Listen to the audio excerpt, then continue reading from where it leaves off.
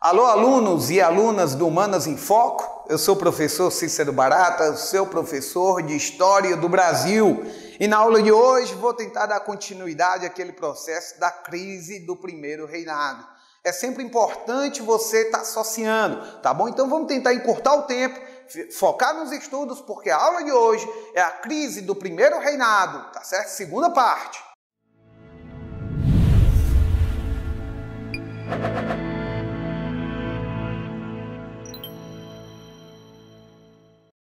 Crise do primeiro reinado. Como tínhamos falado na aula anterior, o primeiro reinado terminou pelo quê? Terminou pela questão política, questão econômica, questão militar. São motivos que vão levar à queda do primeiro reinado. Primeiro motivo que levou à queda do primeiro reinado, qual foi, Barata? Foi a crise econômica. Lembrem que o Brasil não tinha produto econômico importante no cenário internacional, porque o açúcar já tinha perdido valor e aí a questão do ouro também já tinha entrado em decadência no nosso país, tá joia? Então lembrem, se você olhar bem aí, crise econômica. E lembrem também dos gastos que tivemos para reconhecimento da independência do Brasil. Segundo fator, a dissolução da Assembleia Nacional Constituinte. O episódio que chamamos do quê? Alunos do Humanas em Foco? Muito bem. O episódio que chamamos de Noite da Agonia. Terceiro fator que acabou levando o processo do final do primeiro reinado, qual foi? Muito bem. A Confederação do Equador de 1824, que foi contra a ortogação da Carta Constitucional de 24. Movimento que aconteceu no Nordeste brasileiro. Próximo fator, qual foi? A Guerra da Cisplatina, Guerra de 1825, que o Brasil aumentou os impostos, emitiu mais papel moeda, emitiu mais dinheiro e mesmo assim perdemos o território. Só ficamos com a inflação. Próximo fator, a morte do jornalista Líbero Badaró. Pois veja bem aqui meu aluno, viu? Se você olhar a morte do jornalista, que já fizemos a comparação até com Carlos Lacerda e Getúlio Vargas, é bom que vocês lembrem que a morte desse jornalista, ele acabou fazendo com que a popularidade pudesse cair. Lembra-se, né, fique sempre lembrando, que Dom Pedro I foi fazer uma visita em Minas Gerais e o povo acabou fechando as janelas, não indo receber Dom Pedro I na rua, mostrando a sua popularidade baixíssima. Quando ele estava com essa popularidade baixíssima, o povo colocou em Minas Gerais panos pretos e velas acesas nas janelas das suas casas, mostrando que Minas estava de luto devido à morte de Líbero Badaró. Isso acabou fazendo com que os correligionários de Dom Pedro I, aqueles que apoiavam Dom Pedro I, acabassem se reunindo no Rio de Janeiro e tentassem promover uma grande festa para receber Dom Pedro I. Eles começaram a organizar uma grande festa para mostrar que Dom Pedro I ainda era popular, ainda era um homem querido. Só que teve um problema. A oposição acabou descobrindo onde seria essa festa e acabou descobrindo que teria essa festa. Acabou fazendo um outro episódio da crise do primeiro reinado, o que a gente chama de Noite das Garrafadas, que aconteceu aonde? No Rio de Janeiro.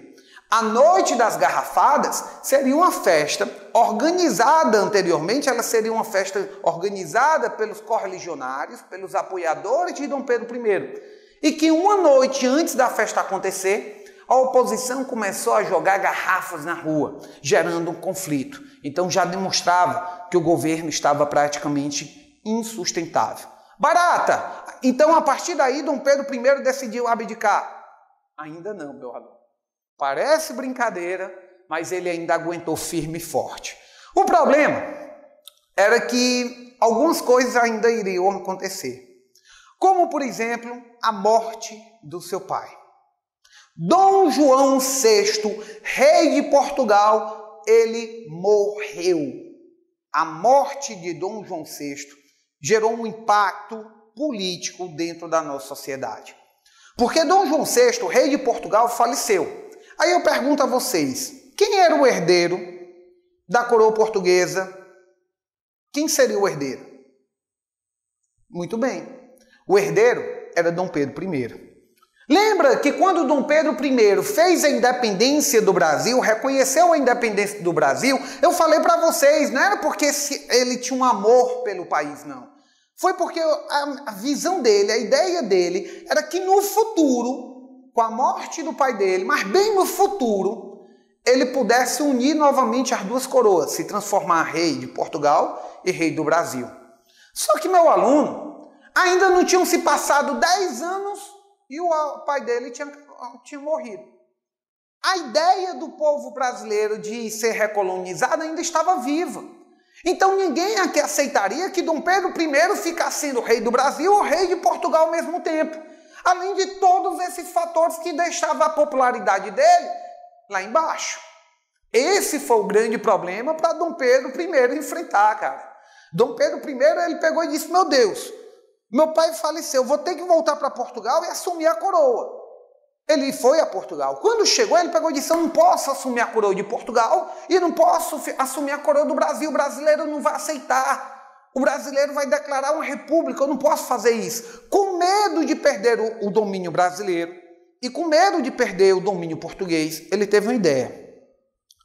Eu vou abdicar, não da coroa do Brasil, eu vou abdicar da coroa portuguesa. Eu vou abdicar em nome da minha filha. A abdicação foi em nome da filha dele, que só tinha apenas 7 anos de idade. Ele abdicou em nome da sua filha e acabou chamando para ser o tutor da sua filha, para assumir provisoriamente a coroa, o seu irmão Miguel. Agora, olha que interessante. Miguel, irmão de Dom Pedro I, ele estava exilado na Áustria, cara. Por que, Barato, que ele estava exilado? Porque ele tentou dar um golpe no próprio pai. Ele tentou dar um golpe em Dom João VI. Olha quem Dom Pedro I foi chamar para ser o tutor da filha, para representar a filha, enquanto a filha assumia a maioridade. Chamou Miguel. Aí Miguel voltou e disse, meu irmão, quanto tempo, saudade de você. Dom Pedro I disse, Miguel, eu tenho um problema a resolver. Aí Miguel disse, pois diga. Ele disse, o meu problema é o seguinte, nosso pai faleceu, e eu sou o herdeiro da coroa portuguesa. Eu não posso assumir essa coroa. Aí ele, mas por quê, meu irmão? Porque se eu assumir, o Brasil não vai me reconhecer mais como seu rei. É necessário eu abdicar da minha coroa. Só que a minha filha, a quem eu iria abdicar, ela é de menor, só tem 7 anos. Ela não pode assumir. Então ela vai precisar de um tutor. E eu queria que esse tutor fosse você. Aí Miguel disse, pois meu irmão, irei representá-la muito bem. Só tem um problema, Miguel. Você vai fazer tudo que eu desejar. Eu lá do Brasil vou estar controlando. Miguel disse, pode confiar em mim. Meu amigo, meu aluno, minha aluna, você confiaria numa pessoa que tentou dar o golpe no próprio pai? Não dá, né? Dom Pedro I abdicou da sua coroa e acabou entregando para sua filha, que era menor de idade. Quem assumiu foi Miguel. Miguel fez as alianças em Portugal e começou a desfazer tudo que Dom Pedro I queria. Queria usurpar a coroa da filha de Dom Pedro I.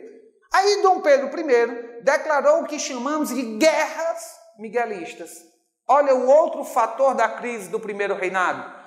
Oxe, barato. Uma guerra miguelista? Por que guerra miguelista? Dom Pedro I decretou guerra contra seu irmão. E olha que coisa interessante. Ele pegou o dinheiro dos brasileiros, a nossa força militar, para poder lutar contra o seu irmão. Aí teve que aumentar os impostos, teve que aumentar a impressão de dinheiro, gerando um custo muito maior. O povo brasileiro, quando foi pego com os impostos, foi mais ou menos assim. Vamos aumentar os impostos. O povo disse, por quê? Porque vamos entrar em guerra contra Portugal. O povo disse, Portugal está querendo recolonizar o Brasil, é? Não. Ah, então eles estão querendo, de fato, dominar o nosso território de fato. Não. Ah, então nós vamos dominar Portugal. Não. Então por que vamos declarar guerra a Portugal? É nesse momento que Dom Pedro I vai se perder todinho na história. Ele vai declarar guerra a Portugal, com o nome do Brasil, vai declarar guerra a Portugal por causa do trono que seu irmão teria usurpado de sua filha.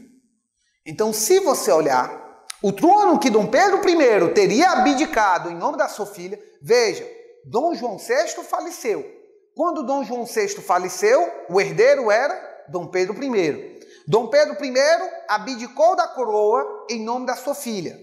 Sua filha era menor de idade, tinha 7 anos. Chamou seu irmão Miguel, que estava exilado na Áustria, para assumir a coroa provisoriamente, até o momento que sua filha pudesse assumir. Miguel acabou se unindo com a elite portuguesa e quis dar um golpe em cima da filha de Dom Pedro I. Resultado, Dom Pedro I declarou guerra ao seu irmão. Então o Brasil declarou guerra a Portugal. O problema não era uma guerra dos brasileiros contra Portugal, era uma guerra de Dom Pedro I contra seu irmão. Era como se fosse, como a gente fala, aquela briguinha de irmãos. Dom Pedro I aumentaria os nossos impostos, pioraria a nossa situação financeira para lutar pelo trono da sua filha. Uma coisa que parecia inadmissível, né? O que vamos chamar de guerras miguelistas. Então é mais um fator que vamos ter na crise do primeiro reinado. Ah, professor, então agora por causa dessas guerras caiu de fato o poder? Quase, mas ainda não. Dom Pedro I, ele começou a se perder mais e mais e mais no seu governo. Ele acabou destituindo o Ministério dos Brasileiros, que era formado por brasileiros, e acabou nomeando portugueses para esse ministério. Aí pronto, foi a gota d'água. As guerras miguelistas, com essa destituição dos ministérios, tinham feito de fato com que o primeiro reinado acabasse. Dom Pedro I se viu pressionado pela elite. A elite chegou a Dom Pedro I e disse: Dom Pedro, se o senhor não der, se o senhor não abdicar desse trono, nós iremos tomar esse governo do senhor. Aí ele parou e pensou: é verdade. Se o senhor ficar aqui no Brasil, o senhor vai perder a coroa de Portugal para sua filha. É verdade. Se o senhor ficar aqui, o senhor também vai perder a coroa no Brasil. É verdade. Mas nós da elite temos uma proposta a fazer para o senhor. Então imagina a elite e os latifundiários chegando para Dom Pedro para conversar com Dom Pedro. Disse o seguinte, a elite disse: Dom Pedro, nós queremos manter a monarquia. Não temos interesse de criar uma república no Brasil. Ele disse: quem me garante? Nós. Porque se criarmos uma república, a ideia de abolição vai chegar. E isso eles não queriam. Aí Dom Pedro I pegou e disse: é verdade. Nós da elite não queremos abolição. Para manter a escravidão, precisamos ter um poder centralizador, que somente a monarquia pode dar. E tem outro problema. Se nós criarmos agora uma república, o Brasil pode se fragmentar todo. Lembra daquela história que falamos lá do início da independência? Por que o Brasil manteve o império e não a república? Pois bem, essa era a visão que se tinha. Parando ali, ele pensou e disse: qual é a sugestão? Faça uma coisa, abdique do seu trono em nome do seu filho, o jovem Dom Pedro II, de apenas 5 anos de idade. Aí ele disse: mas quem me garante que vocês não vão dar um golpe nele? Nós, porque nós queremos manter a unidade territorial e queremos manter a escravidão. Pressionado por todos os lados, porque se ele não abdicasse aqui, Dom Miguel iria usurpar a coroa da sua filha. E se ele ficasse aqui, provavelmente ele iria perder também o trono devido a todos os fatores aqui já narrados. Dom Pedro I não viu outra saída. Chamou o jovem Dom Pedro II, se despediu e acabou abdicando da sua coroa em 1831.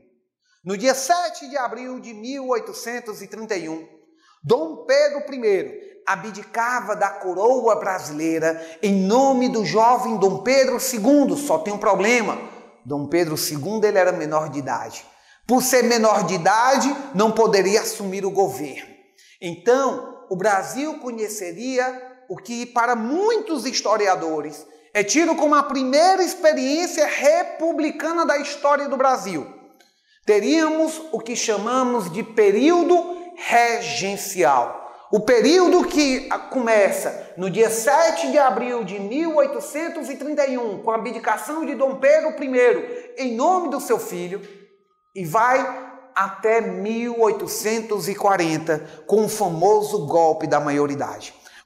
Naquele momento, um acordo feito entre o imperador e a elite do país, o Brasil iria manter o império, o Brasil iria manter as características imperiais, mas em troca, teríamos o que a gente chama de período regencial. Tá joia, meu aluno?